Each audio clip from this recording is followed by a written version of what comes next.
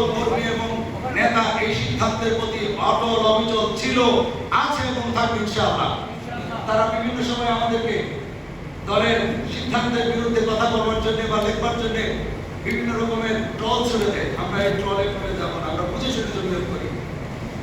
দেখবেন কান্নাকাটি শুরু হয়ে গেছে, কুকুর হতে চায়। আপনি তো নেতা, কুকুর হতে চাবেন কেন? এত তাড়াতাড়ি কেন কান্নাকাটি শুরু করলেন?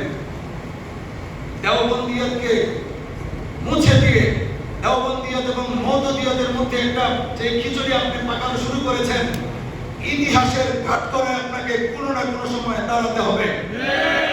ইতিহাস আপনাকে ক্ষমা করবে না। কি প্রয়োজন ছিল?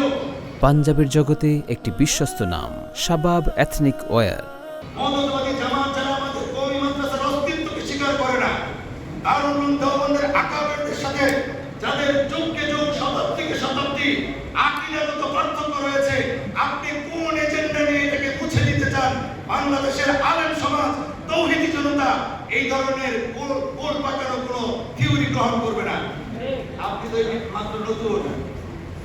দিন এলাইনের আকবরও চেয়েছিল মুসলমান, হিন্দু, বৌদ্ধ, খ্রিস্টান সব মুছে দিয়ে পৌত্তলিক হিন্দুদের কিছু নিয়ে, মুসলমানদের কিছু নিয়ে নতুন ধর্ম আবিষ্কার করবে।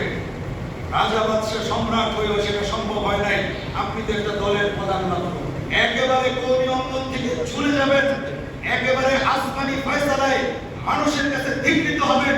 এখনো সময় আছে, ফিরে আসুন, ফিরে আসুন। দেওবন্দিয়ত